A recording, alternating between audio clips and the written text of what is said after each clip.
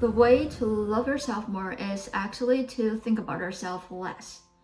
It may sound strange, but let me explain it. This video is part of the 4 elements of joy, and this one is all about unselfish self-love. Many of us missed this point about self-love.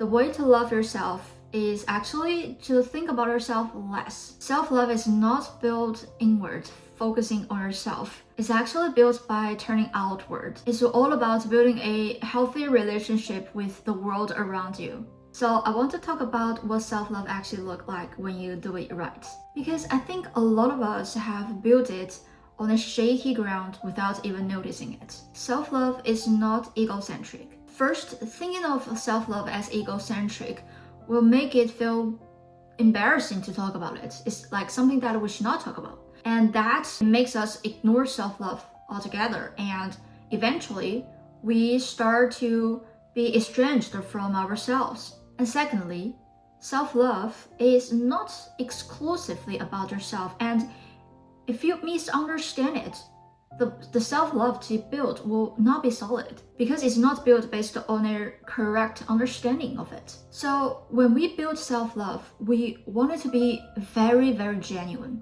It should be not even a smidge of inauthenticity, because think about this.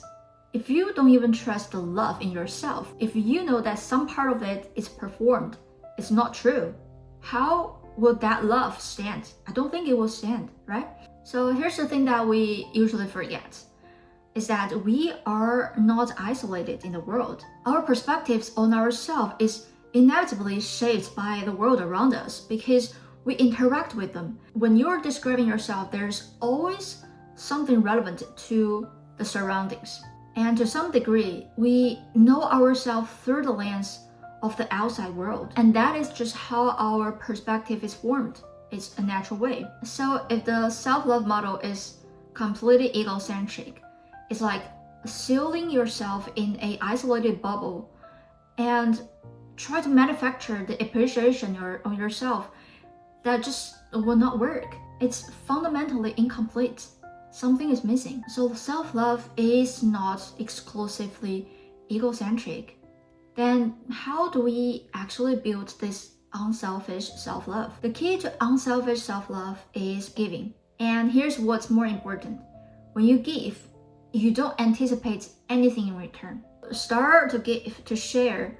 If you are not already doing it regularly, it may feel a bit strange at the beginning. I know that because I felt the same way. We might feel that we are not qualified to give any advice or any value, or we may feel that we haven't sorted ourselves out and we are not ready to give. But if you are waiting for the permission to start to give, waiting for that moment you're finally ready, don't wait for that moment, because that moment will never come. You are already and will always be capable of giving. Now, you remember that at the beginning I said that we give without anticipating anything in return, right? And I mean it. But here's what's also true. You will see a return anyway. The difference is that you stop thinking it's a condition. The return will come in an unexpected way.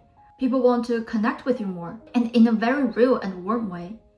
And people start to give you things as well. We instinctively trust people who keep giving, and we will want to give something back.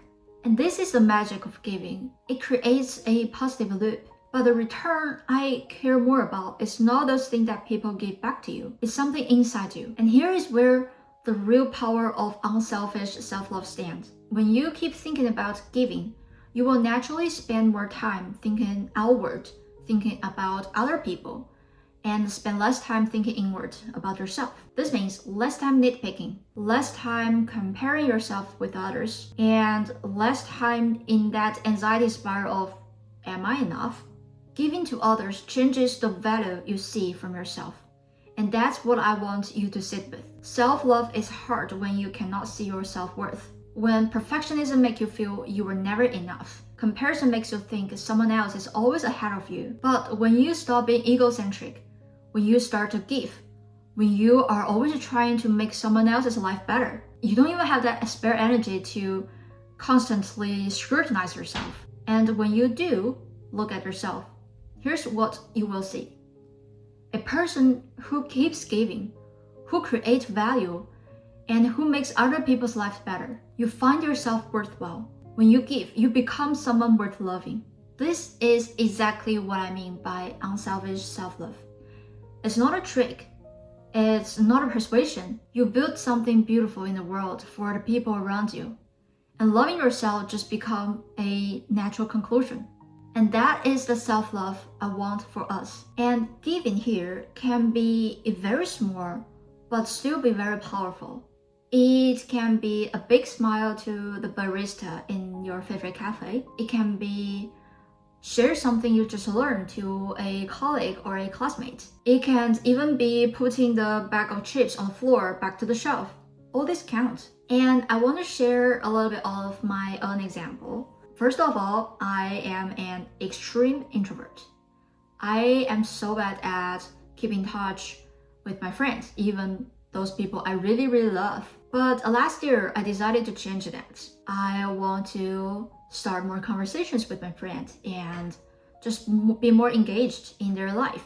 It's not easy for me to do that. It feels pretty awkward to start a conversation. I don't want to sound very random or boring, you know? And sometimes I just don't know what to talk about when we are not living in the same city and we haven't been seeing each other for, I don't know, months or even years. But I find a way that worked actually pretty well, which is to give something through my message. And just as I said, this giving can be so small.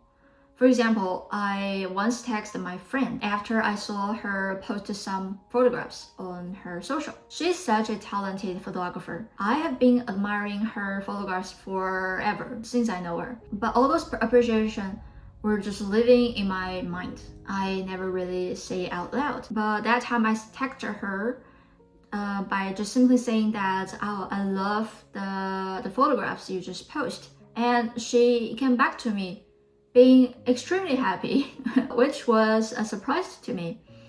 And then we started a conversation, and that was a lovely conversation. I mean, and by giving that small compliment to her photographs, I feel so happy as well. And another way of giving by messaging friends is to share something that could be useful to them.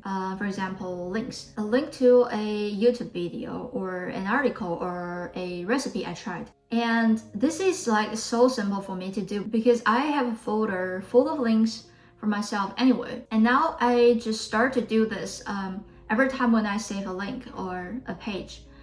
I think about who else will be benefit or be interested in it. And this is just like a simple example. The point is to let you know that giving can be really small while still being powerful. Girls, I really wish that we all love ourselves. And self-love doesn't need to be egocentric, and you don't need to feel embarrassed or guilty by loving yourself. Make it start with caring about others. Make it start with giving. So this is what I invite you to do. Let's start small. Think about one person you really like, and think about one thing that you can do today to make that person happier. That's it. And I promise this will become fun when you start to do it, and you will naturally want to do it over and over again. It's kind of addictive in a very healthy way. And if you want some inspiration of giving, or even better, if you want to share ideas and give others inspiration, I have put a link to our gift board. It's a space where we collect all the way we practice giving. And I really hope to see some amazing ideas from you guys. And I think that's all for today's video. I should see you in the gift board or in the next video. Bye! Have a wonderful day.